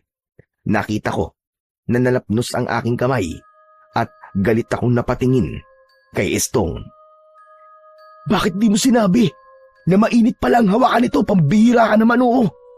Pasensya ka na, nakalimutan ko rin eh. Isa pa, kasama yan sa pagsubok sa pagkuha ng sandata. Kaya kailangan mong tiisin ang init. Kailangan mo mabunot ang itak bago pa magising ang mga awok na to. Muli kong sinubukang hawakan ang puluhan ng itak. Napangiwi ako dahil sa sobrang sakit. Anak naman ng putya, oh! Paano ko ito makukuha? Ang init eh! Wala tayong magagawa. Kasama yan sa pagsubok. Tiisin mo ang sakit at ang init hanggang sa makaya mo na siyang bunutin. Nagpapabunot lang daw ang itak na yan sa taong karapat dapat na magmay-ari sa kanya. Sige, kaya mo yan. Muli kong hinawakan ang makapangyarihang itak. Tiniis ko ang sakit kahit ramdam na ramdam ko ang init nun. Sinikap kong hilahin yon. Umusok ang aking kamay. Subalit hindi ko yun pinansin.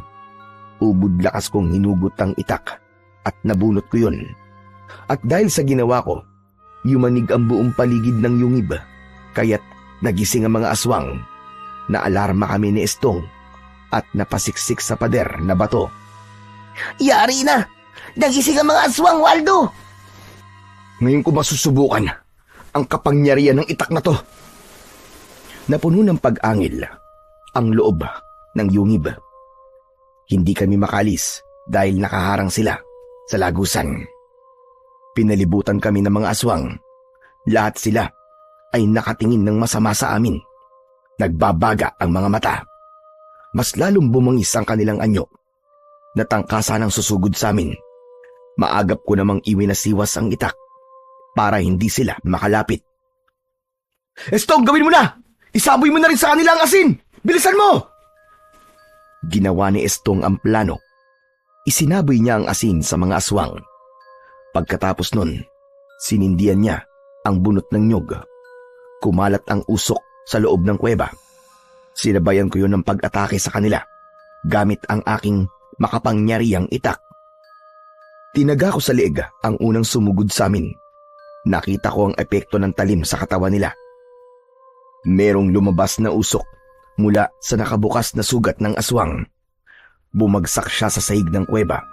Nagkikikisay ang katawan.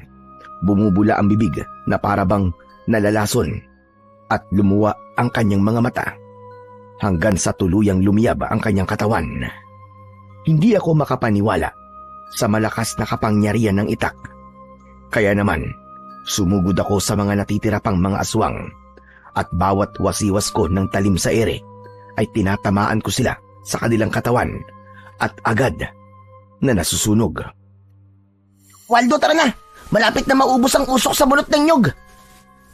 Dahil sa sinabing yun ni Estong, mabilis kong inatake ang mga aswang na nakaharang sa daan palabas ng kuweba. Bawat tamaan ng aking taga, isa-isa silang bumabagsak sa sahig ng kuweba hanggang sa masunog. Ang iba naman ay napapaluhod dahil nanghihina sila sa nalalanghap nilang usok galing sa bunot ng nyug. Sinamantala namin ang pagkakataon para lumabas ng kuweba. Hindi ko napansin na merong nag-iisang aswang na humabol sa amin. Kaya bago ko pa mapugutan ng ulo ang aswang, tinamaan na ng kalmot sa dibdib si Estong. Dala ng labis kong galit, paulit-ulit kong tinaga sa leeg ang aswang na awok hanggang sa tuluyan itong bumagsak sa lupa hanggang sa masunog. Saka ko naman nilapitan si Estong. Estong, may sugat ka! Ayos lang ako. Hindi naman malalim ang sugat ko eh. Anong hindi malalim? Delikado pa rin yan dahil sa laso ng awok. Mabuti na lang at pinadala sa akin ni Lolo Tahir ang langis na to. Gagamutin ka agad kita. Hubarin mo ang damit mo. Mabilis na nagubad ng damit si Estong at lumantad sa aking paningin ang 3 malalim na guwit mula sa kuko ng aswang na awok. Pero biglang napako ang aking atensyon sa suot na kwintas ni Estong. Meron yung palawit na tela na may pamilyar na itsura. Hindi ko lang matandaan kung saan ko yun nakita. Pagkatapos kong patakan ng langis ang sugat ni Estong, ay muli niyang isinuot ang kanyang damit. Pero hindi ako nakatiis na hindi magtanong tungkol sa kanyang kwintas. Anong uri ng kwintas ang suot mo, ha Estong? Naku, wala to. Hindi naman to agimat eh. Isa lang itong alaala mula sa namatay kong nanay. Pareho pala tayo. Mahilig magbigay ng pagpapahalaga sa mga bagay na iniiwan ng mga mahal natin sa buhay. Oo. Tsaka kapag suot ko to, pakiramdam ko, kasama ko rin si nanay. Biktima rin kasi siya ng aswang na awok. Inspirasyon ko ito para maging matapang at lumaban sa mga aswang. Kaya pala tinutulungan mo ko dahil gusto mo rin mabigyan ng hustisya ang nangyari sa iyong ina. Teka, ano nga palang gagawin natin sa kuweba? Kailangan natin sunugin ang lugar na to para walang maiwan na ebidensya. Sinunog namin ni Estong ang loob ng kuweba. Pagkatapos kong gamutin ang kanyang sugat, ay inalalayan ko siyang maglakad, papalayo, sa lugar na yon. Pagkalipas ng isang oras, narating namin ang bahay ni Lolo Taher. Pagkatapos kong maipakita, kina Tatay at Lolo Taher ang itak, nagplano kami sa gagawin naming paglusob sa kuta ng mga aswang para itakas ang mga bihag. Nagkaroon din kami ng konting pagsasanay sa paggamit ng aming sandata. Nagpalipas kami ng ilang araw sa bahay ni Lolo Taher. Gumawa naman ng patibong si Tatay sa palibot ng bahay ng matanda. Kaya isang gabi, isinigawa na namin ang plano. Sanib puwersa kami ni Lolo Taher, Estong at Tatay sa paglusob sa kuta ng mga aswang. Maingat kaming nagtago sa likod ng mga puno habang pinagmamasdan ang kinaroroonan ng kulungan ng mga bihag. Bakit para yatang tahimik ang paligid, Tatay Taher? Madalas ay ganyan na nangyayari dahil abala sila sa normal nilang pamumuhay. Maaaring naghahanap sila ng mga unggoy na kanilang gagawing pagkain. Nakapagtataka naman po yata na wala silang iniwan na bantay sa mga bihag. Dahil kampante sila na walang magtatangkang itakas ang kanilang mga bihag. Hindi po ba't magandang pagkakataon na ito para sa gagawin nating plano? Kaya tara na po, habang wala pa po ang mga bantay. Sige, ako na ang mauuna sa pagpasok sa kuta. Lumabas ako sa aking pinagtataguan, pero hindi nagtagal. Sumunod na rin sa akin sina Tatay. Maingat ang aming hakbang habang nakayuko. Panay ang linga namin sa paligid. Inihanda ko ang aking itak at pinakawalan ang mga biyag. At habang isinasagawa namin yon, hindi namin napansin na unti-unti na palang lumilitaw mula sa likod ng mga puno ang mga bantay roon. Nagulat kami dahil napapalibutan na kami ng mga aswang na awok. Maya-maya pa ay dumating si Mang Badong. Nasa likod nito ang mga tanod. Nakangisi sila ng nakakaloko. Pambihira! Nahulog tayo sa patibong nila. Talagang inabangan nila tayo para mahuli tayo. Ano nang gagawin natin? Paano na mga biyag? Wala na tayong magagawa, anak. Wala na tayong madadaanan. Dahil sa naging reaksyon namin, humalakhak ng malakas ang aswang na si Mang Badong, saka ngumisi at nagpalitaw sa mahahaba nitong mga pangil. Akala nyo ba ay ganun ako katanga para pabayaang maitakas nyo ang mga biyag? Alam ko na gagawin nyo ito pagkatapos nyo kunin ang sandata sa loob ng kuweba. Nakarating sa akin ang ginawa nyo sa mga alagad ko, kaya hindi ko hahayaan na mabuhay pa kayo.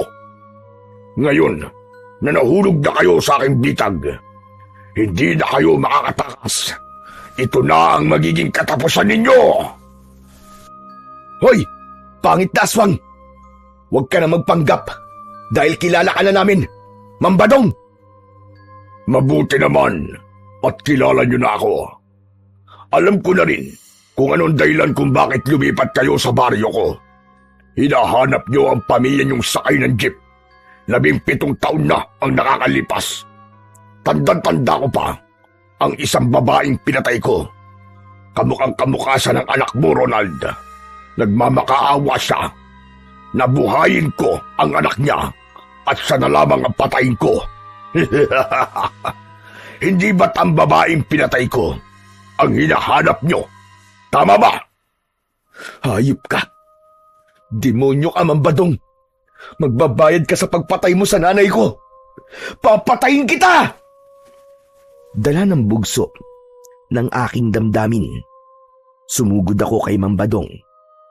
Akma ko na sana siyang tatagain nang biglang nilapitan ng mga alagad niya ang aking mga kasama. Subukan mo lang na lumaban. Kung hindi, mamamatay ang mga kasama mo. Sige, ibigay mo sa akin ang itak. Bilisan mo! Ano ko, tanga? Hindi ko ibibigay sa'yo ang makapangyarihang itak na to! Dahil nakipagmatigasan ako sa pinuno ng mga aswang na si Mambadong, ipinabugbog niya sina tatay sa mga alagad niyang aswang, kaya wala na akong nagawa kundi ang isuko ang makapangyarihang itak. Teka, tama na! Tama na, Mambadong! Huwag niyo silang saktan! Mabilis ka naman palang kausap eh. Sige, itali ang lapastangan na yan! Maya-maya pa, naramdaman ko ang paghawak ng mga aswang sa tigkabilaan kong braso. Saka inilapit sa puno at iginapos ako roon. Matitikman mo ngayon ang pagpapahirap na hindi mo pa nararanasan sa buong buhay mo. Pakiwalan mo ang anak ko, hayop ka! Tayong dalawa maglaban! Duwag ka! Duwag! Dahil sa galit ni Mambadong, nilapitan niya si tatay. Pagkatapos ay sinuntok niya ito sa muka. Inutusan niya rin ang mga alagad niyang awok na bugbugin sina Istong at ang matanda na si Lolo Tahir. Tama na yan! Tama na! Huwag mo silang inamay! Hindi ko hahayaan na humaba ang mga sungay ninyo para lumaban sa akin. Hindi na rin kayo makakaalis sa lugar na ito. Hindi ako makakapayag na merong makaalam ng tungkol sa baryong ito. At kung makatakas man kayo, walang maniniwala sa inyo na merong aswang sa baryong ito. Nagkakamali ka, demonyo ka. Gagawin ko ang lahat para makaalis sa lugar na to. At ang ID na ibinigay mo ang gagamitin kong katibayan na nanggaling kami sa baryong ito at ipagkakalat ko sa lahat na mga aswang kayo.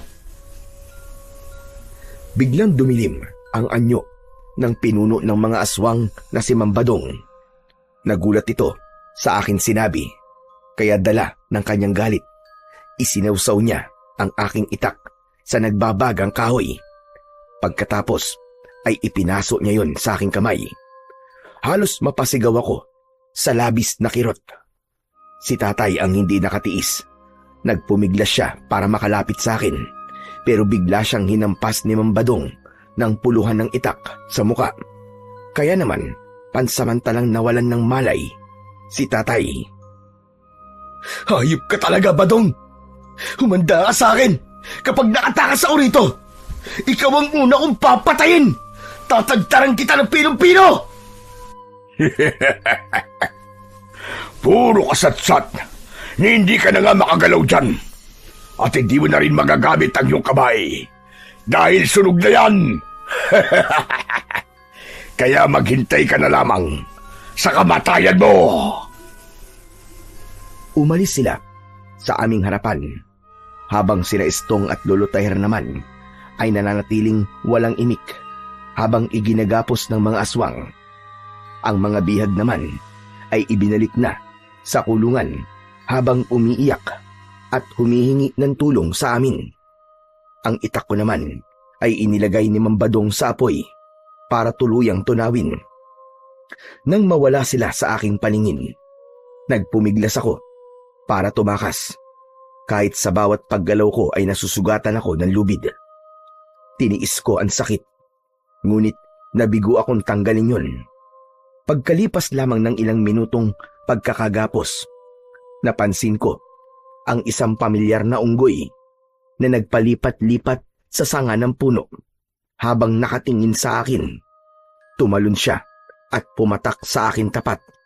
Sinuri niya ang aking muka na para bang kinikilala niya ako.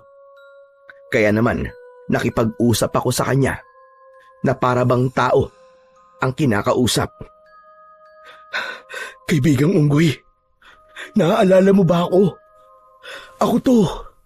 Ako yung lalaking nagbigay sa'yo ng tinapay. Kaibigang Unggoy, pakiusap po. Tulungan mo naman akong makatakas. Kalagan mo ang tali ko sa kamay. Nakikiusap ako sa'yo. Tulungan mo kami. Tinitigan ako ng unggoy sa aking mga mata at nagulat ako sa ginawa niya. Kinagat niya ang tali sa kamay ko at nagawa niyang maputol yun. Ganon din ang kanyang ginawa kina Lolo Tahir at Estong.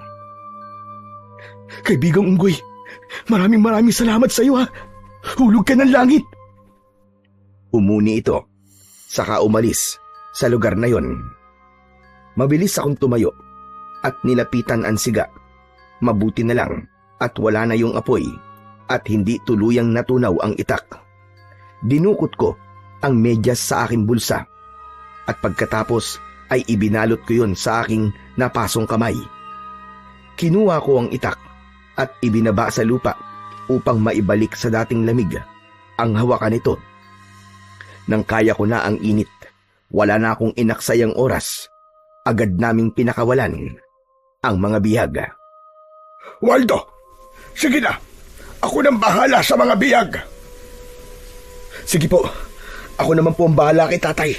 Tara na po, kailangan na po nating umalis dito bago pa sila bumalik. Mabilis kaming umalis sa lugar na yon. Pagdating namin sa bahay ni Lolo Tahir, ay agad niyang ginamot ang sugat ko sa may kamay, pati si tatay na nagkamalay na rin. Biglang natigilan si Lolo Tahir nang makita niya ang suot kong medyas na nakalagay sa aking kamay. Saka napatingin ito kay Estong na lumapit din sa amin. Lolo, sandali lang ho. Ano po nangyayari sa inyo? Bakit bigla po kayo namutla? Sa tingin ko, Estong, may bahagi sa nakaraan mo ang narito sa harap ko. Hubarin mo ang kwintas mo at tanggalin ang tali. Pagkatapos ay itabi mo sa medyas na nasa kamay ni Waldo. Maging ako ay natigilan din habang pinapanood ang ginagawa ni Estong. Nang tuluyang matanggal ang medyas, nagulat ako dahil kapareho yun sa medyas na nakuha ko sa sasakyan. Si tatay ang hindi nakatiis dahil pamilyar din sa kanya ang itsura ng medyas. Teka, Waldo, Estong, bakit hawak niyo ang medyas ng aking bunsong anak? Ha?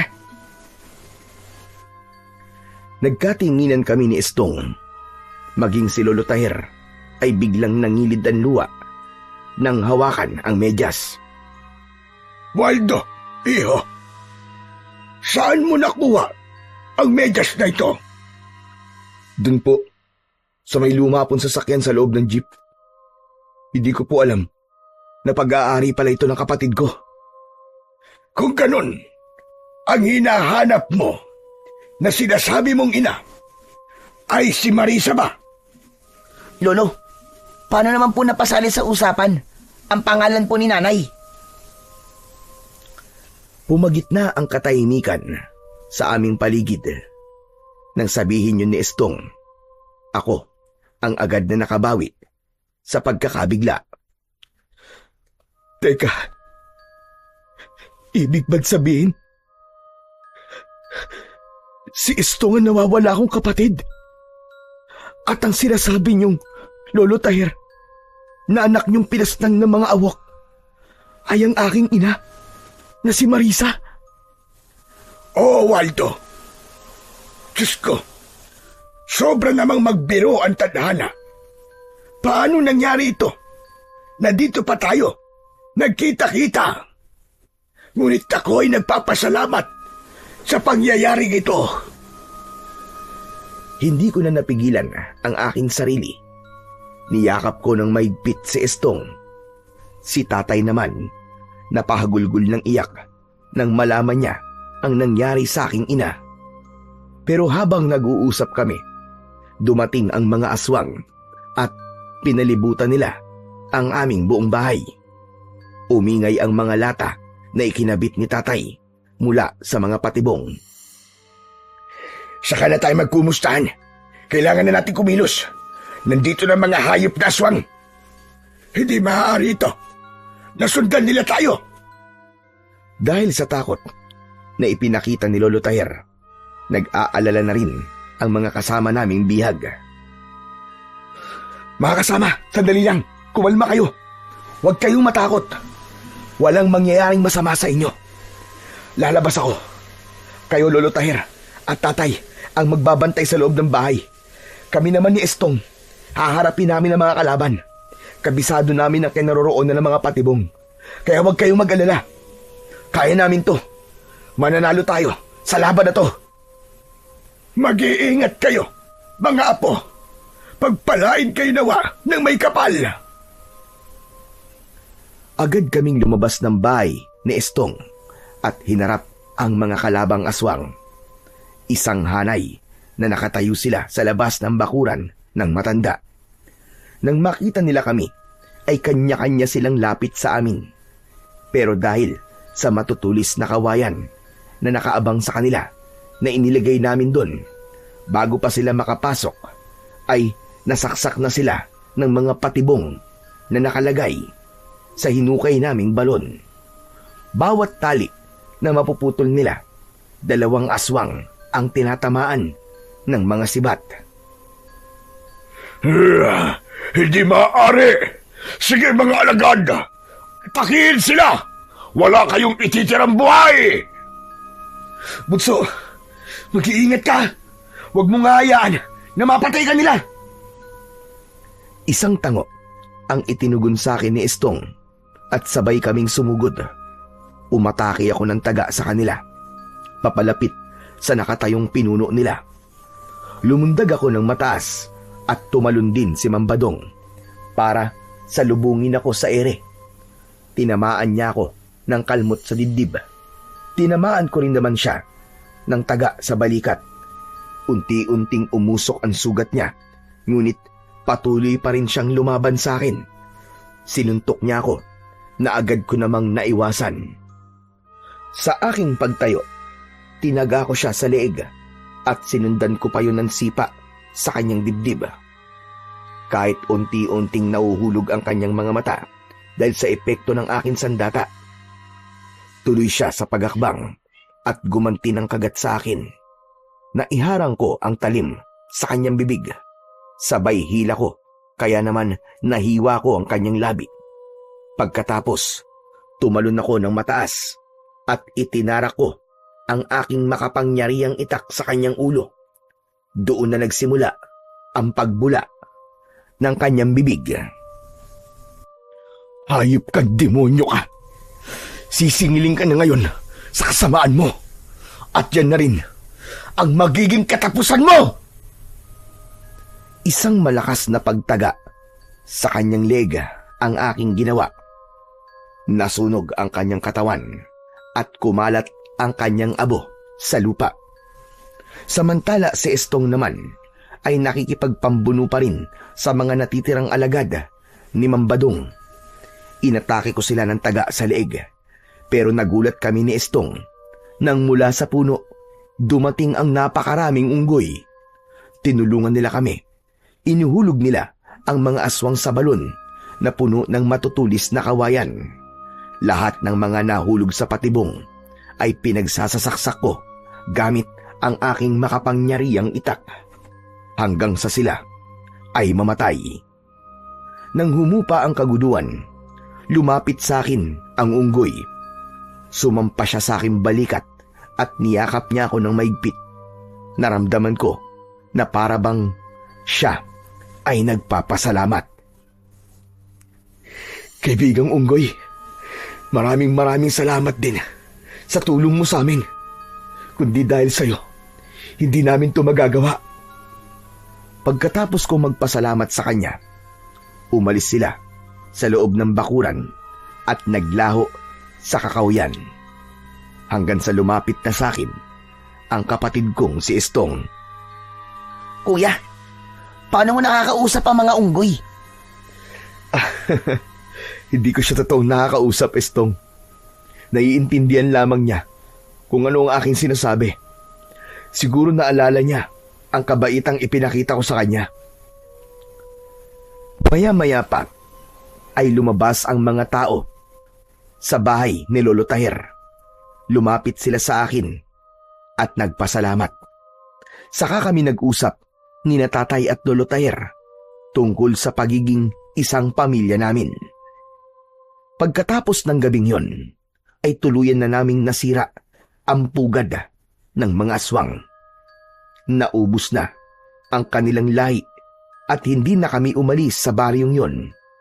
Tuluyan na kaming nanirahan sa baryo ng aming ina. Pinuno namin ng masasayang sandali ang panahon na nahiwalay kami sa isa't isa.